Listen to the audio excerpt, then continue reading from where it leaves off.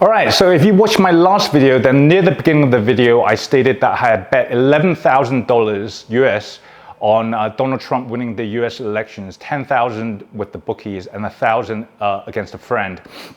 And I was to bet $100 against the same friend that not only was Donald Trump going to win, he was going to win by more than 300 electoral votes, and that he would beat Kamala Harris by more than he beat Hillary Clinton, and he ended up getting 312 votes. And I'm going to explain in this video how I knew with very high probability why Donald Trump was going to win. And I'm even going to recommend a certain trade in a certain stock that might end up making you some money. Now, first of all, I'm going to get my friend to watch this video, but and most of my friends are liberals. I'm kind of upset that Donald Trump won, and I'm not making this video because I want to rub it in any way, but rather there's going to be a lot of changes in US policy, especially regarding health and nutrition, and I want my friends to understand why it's happening. Plus, watch this video and you might make some money out of it, all right? So, how did I objectively know? Well, first of all, I'm not even American, if you can't tell by the accent, and I couldn't vote in the election. And not only that, if you haven't noticed, I'm not even white. I'm Asian. So even in the UK, where I'm from, I'm a minority, okay? And I was not emotionally invested in any way or supported Donald Trump. So to me, it was more like just like betting on Argentina winning the World Cup.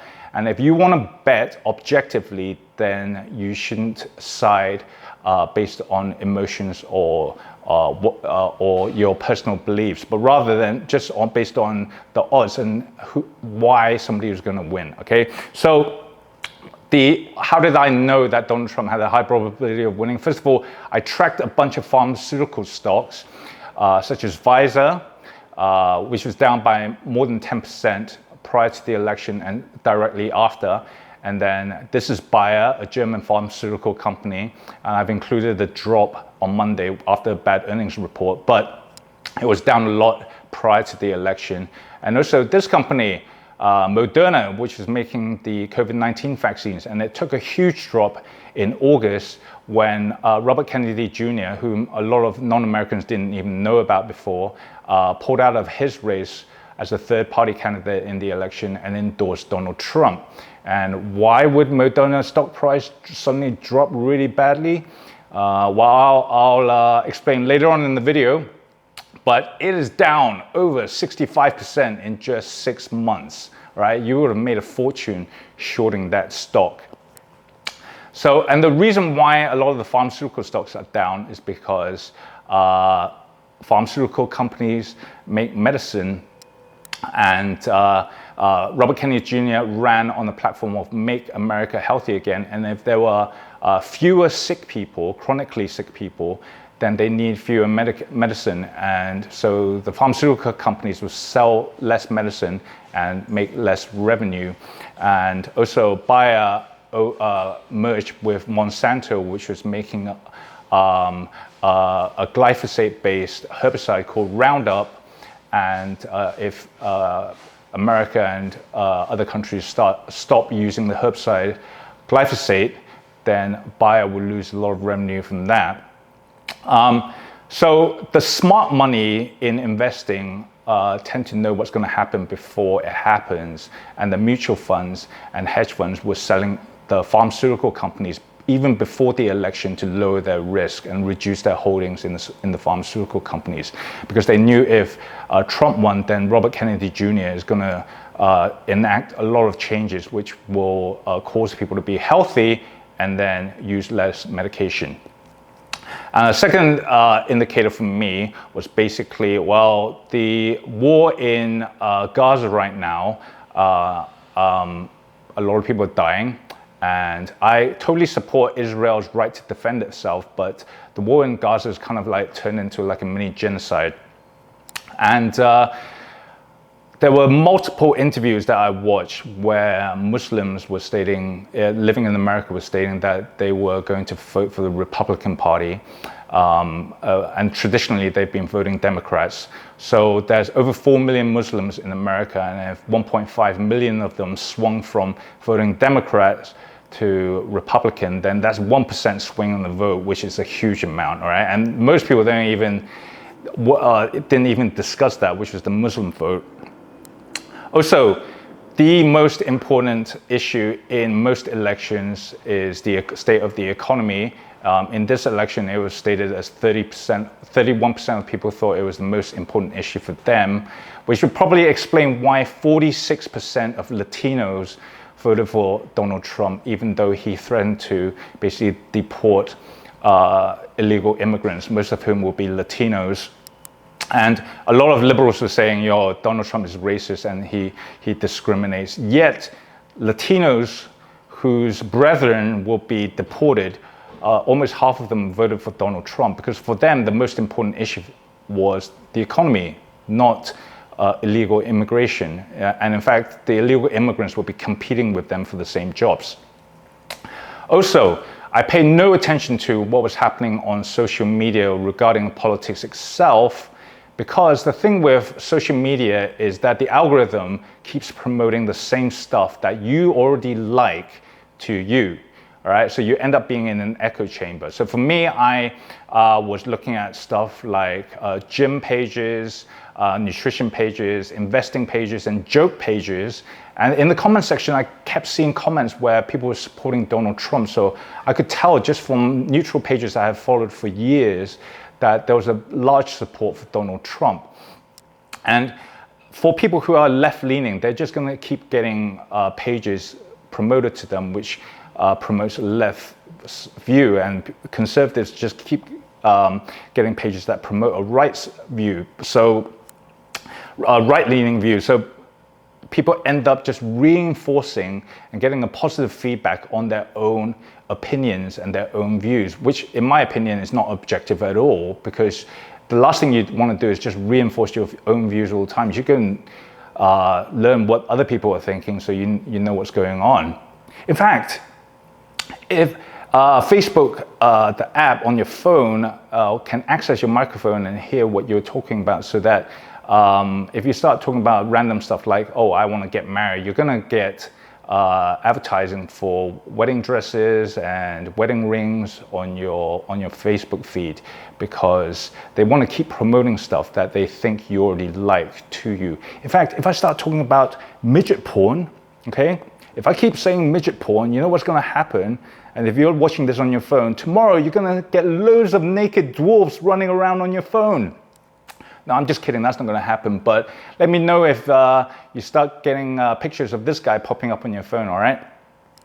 And also, I pay no attention to the mass media, because mass media these days are completely biased. In fact, they tend to be propaganda arms for the companies who advertise on those media companies, okay? So for example, Fox News is a very right-leaning media company that just promotes very biased views for conservatives, and CNN and MSNBC promotes very left-leaning views for liberals. So I would just scan these mass media outlets for the news that they were promoting, and just curious on what type of propaganda they were pitching at the time. But for example, for the liberal-leaning outlets, a lot of them will probably have pharmaceutical companies paying for their paying advertising dollars to them. So they will obviously go and talk to the parent company and get them to produce news which is against Donald Trump. And if you don't believe me, how important the election was for the pharmaceutical companies, in just the last 4 months prior to the election, they paid over $6 million to the Kamala Harris campaign to try and help her win the election. And you can search that up on opensecrets.org, which tabulates how much different politicians get paid for their campaigning by different industry groups. So I paid no attention to the mass media. In fact, if you look at the CNN news, when Donald Trump first came up with the idea of not taxing workers for their overtime and for tips, CBS kind of like made it sound like Donald Trump was going to cause a huge deficit to the US government by not getting those tax dollars in. But a week later, Kamala Harris copied that policy view, and when she said she wasn't going to tax tips for service industry workers, they portrayed it as though she was fighting for workers' rights, getting them more money in their pockets. It's exactly the same policy, but framed in a completely different way. So it'll give people a different perception. Okay. So I objectively looked at all these data points, and for me, my bet wasn't a huge amount of money, but it was enough for me to really do my research, and I would have treated that bet in exactly the same way that I would trade a stock. So I wasn't biased in any way, and that's how I knew Donald Trump was going to win. Now, regarding policy changes, I don't want to go too much about Trump's economic policies or foreign policies. But if you're interested in that subject, leave a comment and ask me what are my views on those policies, and I will respond to the comment. But I want to focus on stuff which is more health related and stuff that is going to help and benefit society as a whole. So what really helped Donald Trump win was Elon Musk supporting Trump. And Musk was a liberal before. You can tell from the fact that basically he makes electric cars, which in America is like a topic, like an issue supported by liberals and the Democratic Party. But a few years ago, he swung from being a liberal to being conservative because his son, who was gay, had a sex change. Okay.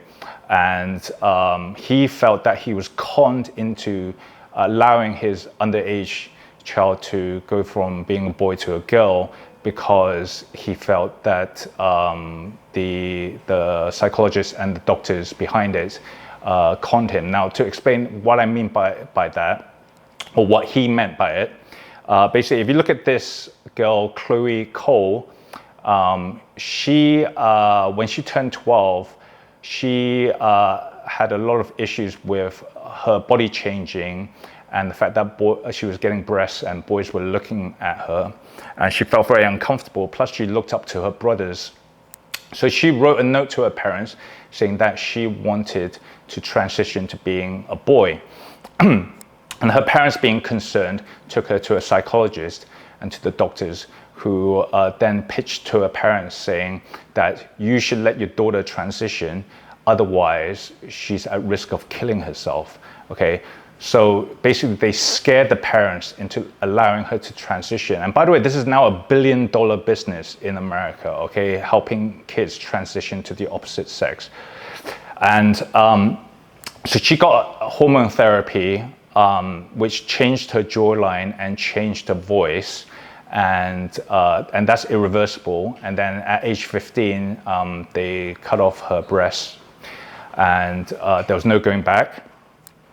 And then at age 16, she regretted her choice, and then actually became suicidal because she regretted her decision to transition. Now, it's my personal opinion that kids at that age don't even know about the reality of the world properly. They don't understand themselves properly, and they are in no shape to go and make such an important decision when they can't even buy cigarettes or tobacco or get tattoos, but they can influence their parents to do an irreversible surgery. And this wasn't even a thing more than 10 years ago. It's only become a thing because these clinics that promote this have made it a thing, and they actively market and try to fearmonger the parents into giving their children sex change, or their kids are going to kill themselves. And I put Chloe's testimony of her talking about her detransitioning in the video description of this video, and you can go and search detransitioning or detransition in the in YouTube, and you get loads of video of people who've transitioned to the opposite sex and they later regretted it. So I think under the Trump administration, they're going to make it illegal for children to be offered the choice to transition under the age of 18, and they're going to ban athletes who were formerly male from competing in female sports, which I feel is not inclusive. It, in fact, is very exclusive, because it's very unfair for female athletes who have worked all their lives to compete against men who've transitioned into being women. Even if they get hormone therapy, they have a much stronger frame and have an advantage over female athletes. So if they want to compete in sports, they should just compete in their own league. That's my personal opinion. And I think also they're going to ban children, such as boys, who identify as girls from using the female toilet, all right?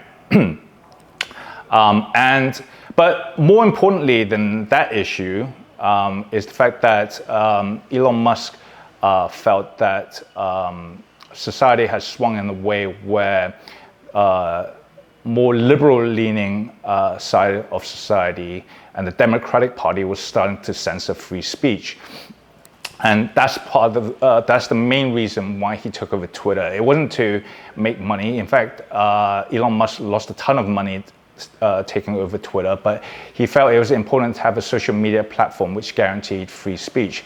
And basically what the US government was doing was basically they were forcing the social media companies to censor and delete a lot of content which they deemed inappropriate, but could actually turn out to be just dissenting views that were not positive to the Democratic Party or for commercial interests. So, give you an example, in the early stages of COVID, anyone who had a view that basically that COVID could have escaped from a lab in China rather than what the World Health Organization said was the official view, that it came from animals from a wet market, then those people who posted those videos could have had their videos taken down or even their channel deleted. And anyone who was raising the issue that the COVID-19 vaccines could have serious side effects would have their content deleted and be labeled as a conspiracy theorist. But having an open discussion is actually very important. And if you actually look at this piece of news, it has now turned out that the Astrazeneca COVID-19 vaccine has actually produced serious side effects in a lot of people and caused blood clots. And AstraZeneca has actually now been sued in court, and in court openly admitted that they had their vaccine had caused major side effects. So part of that is actually true, and I've linked that piece of news in the video description, and only the Telegraph in the UK covered that. No other media outlet in the UK covered that news, and part of it again is because there are major commercial interests linked to media outlets, and also the British government will get in a lot of trouble if they admitted it, because they mandated all NHS staff the medical staff to take the COVID-19 vaccines. So anyway, it is very important that even if somebody has a view which seems really weird and might be a conspiracy theory, that they are able to express that view, because if that wasn't true, you would still believe that the sun and moon and stars rotated around the earth. Okay, so 2,300 years ago, a Greek philosopher figured out that the earth was actually rotating around the sun and not the other way around, because he crunched the numbers and it didn't make sense for the sun to be rotating around the earth. And that's called geocentric. So he came up with heliocentrism, which is that the earth rotated around the sun, which didn't make sense to people staring at the sky, because if you look at the sky, then it looks like the sun's rotating around the earth, right? But that's only because of the earth's own rotation around the axis. And then that was lost in history. But in the Renaissance period, a guy called Copernicus and also Galileo, who's a lot more famous, then crunched the numbers again and basically said that the earth was rotating around the sun, and they were persecuted by the Catholic Church for being heretics. So they were basically the medieval version of, or the Renaissance period version of conspiracy theories, because they came up with a new view, which was actually true, but because it wasn't the established view, they were persecuted as being heretics. So if somebody does come out with a crazy view, say if somebody said the earth was flat, then it should be the community and other people who debate them and prove them wrong. Now, if somebody told me the earth was flat, then I would simply say, well, why is it then that the earth is flat, but the sun can be setting in Japan, but at exactly the same time rising in, say, Europe and say the UK, all right? Is Japan on one side of the earth and the UK is on the other side of a flat disk? Or is your view just really BS, all right? It should be down to society to debate these points and not to just censor people. And Elon Musk is trying to guarantee freedom of speech, which will become official US policy. It's actually in the First Amendment, but it got to the point where the Democratic Party was finding excuses to censor people. And in the UK, it's really affected society because there are literally thousands of people in jail right now because they just posted the wrong thing on social media. And if you cause insult or cause anxiety and distress to people, apparently, you can go to jail for between 6 months to 4 years in the UK.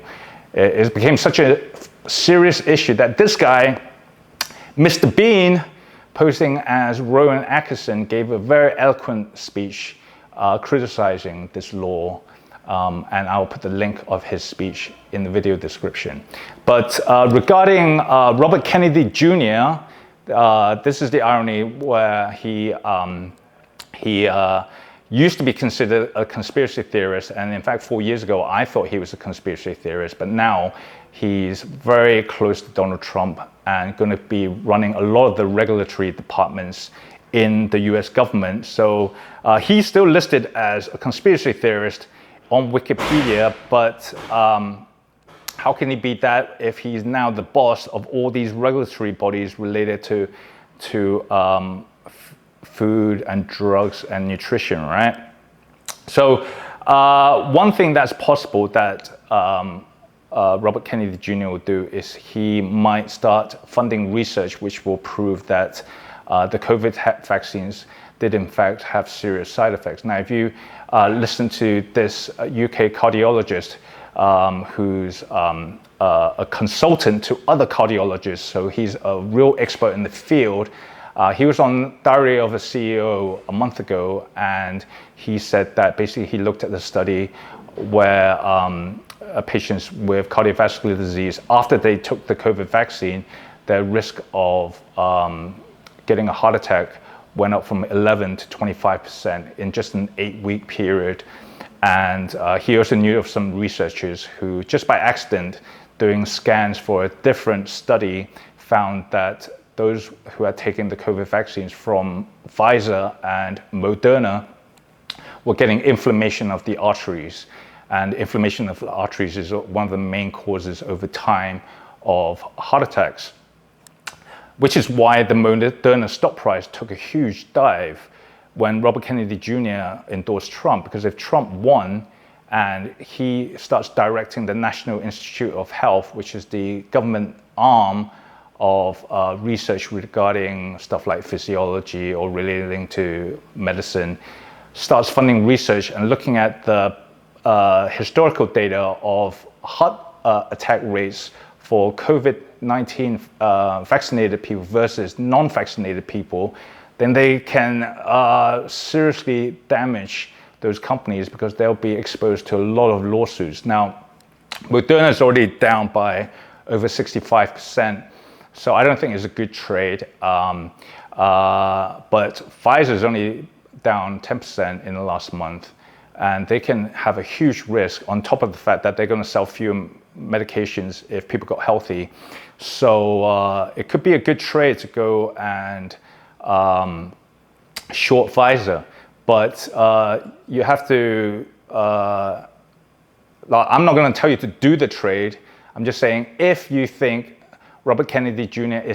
It will do what he says and is successful in actually pushing certain laws through Congress and banning certain things, or going after or doing research related to the COVID-19 vaccines, then you make the choice to go and short the Pfizer stock, all right? And remember, stocks can go up as well as down. If you short a stock and it goes up, you're going to lose money, all right? And Robert Kennedy Jr. is also going to go after the herbicide based Roundup and glyphosate related herbicides, which have been proven to cause non-Hodgkin lymphoma, which is a cancer of the lymphatic system. And Monsanto, which Robert Kennedy Jr. helped sue, basically had to pay out $11 billion for a class action lawsuit because people got cancer after using the herbicide Roundup. And Bayer merged with Monsanto before that lawsuit happened. So Bayer ended up having to pay a huge amount of money, which is why Bayer is now at a 20-year low, and Bayer will lose even more revenue if people in other countries start suing them for glyphosate, the herbicide. And the same is true for Atrazine, which is another herbicide, also is cancer-causing. And both glyphosate and Atrazine are terrible for the gut microbiome, the bacteria in the gut and the gut lining, because they kill off all the plants other than the actual crops. So imagine how toxic it is for the bacteria in your gut. So why are these herbicides, if they're cancer-causing, even legal in America? Well, it's because it's come out as evidence this year because of this guy, Cali Means, who was a whistleblower, a lobbyist for Coca-Cola and the pharmaceutical industry in Washington. He basically produced all the data showing how 95% of the committee in the Food and Drug Administration had taken money from the food and pharmaceutical industry, all right? So basically they take money before they go in, and then somebody who's already in the FDA hires them, and then they produce policies which are friendly to the processed food industry and to the drug industry. And then after they leave that regulatory body, they then go and get a cushy job at the food companies and the pharmaceutical companies they helped. And if you want to know how that process worked, you can watch my last video, which explained the marketing and the corruption in the food and pharmaceutical industry. But just to go over again, for example, the drug Vioxx, which was on the market from 1999 to 2004. It was an anti-inflammatory drug, but ended up causing 88,000 to 140,000 cases of heart attacks and killed tens of thousands of people. And the management in internal memos knew that that drug was doubling the heart attack risk in studies, but they pushed it through with the FDA and got it approved. And they made $12 billion off that drug, but was only sued for $4.8 billion. So they still made money out of it. And if you look at the FDA drug recall database, then you'll find that 30% of drugs that have been approved in the last 25 years have been recalled years later after serious side effects, right? So basically it harmed people. Yet the FDA rushed the drugs through and approved them, because if a pharmaceutical company is going to spend tens of millions or hundreds of millions of dollars developing a drug, they don't want it to be banned. They want it to be pushed through, right? So a bunch of drugs might be pulled because if Robert Kennedy Jr.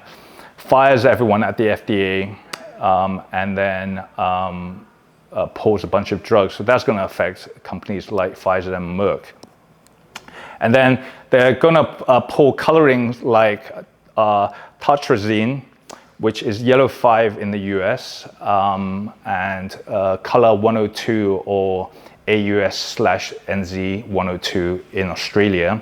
And that is also possibly cancer causing, can cause mutations to the genes and causes hyperactivity and ADHD in kids. But again, it's legal in the US, and Australia and Taiwan, where I live, follow the US guidelines. So it's legal for colorings like that to be used in food, even though it's disease causing, along with glyphosate. And the other coloring that's going to be banned will probably be red 40, which is used in processed foods. Again, a huge amount of health issues. I'm going to link the website that describes the health issues in the video description. And then he's probably going to ban or limit the use of seed oils by fast food companies for frying, because fast food companies use what are called seed oils that are processed from seeds of plants, but are very hard to get out of the seeds. So they are heated to super high temperatures, which makes the oil go rancid. And then they have to bleach the oil and put hexane, which is similar to gasoline, into the oil to get the oil into a state which is looks decent and can be sold to the public, but is oxidative and causes inflammation to the cells. And I don't know if they can ban it from all processed foods, because processed foods are so reliant on seed oils these days, but he might force those food companies to put a warning on the label or tax seed oils. But he's going to try and get it out of fast food and force fast food companies to use beef tallow instead. And the last thing he's going to do is basically promote regenerative farming and have cows in the fields eating grass, and red meats will become popular again and promoted by the US Department of Agriculture if Robert Kennedy Jr. has his way. So those are all the policy changes that are going to happen, and it's going to be a huge net benefit to society, because if the food and industry is forced to make those changes, then people will naturally become healthier again. All right. So whether you do that Pfizer trade or not, that's up to you. Please like and subscribe to the channel. And if you have any comments or you want to discuss the other policies for Donald Trump, then leave a comment in the comment section. All right. And I'll see you in the next video.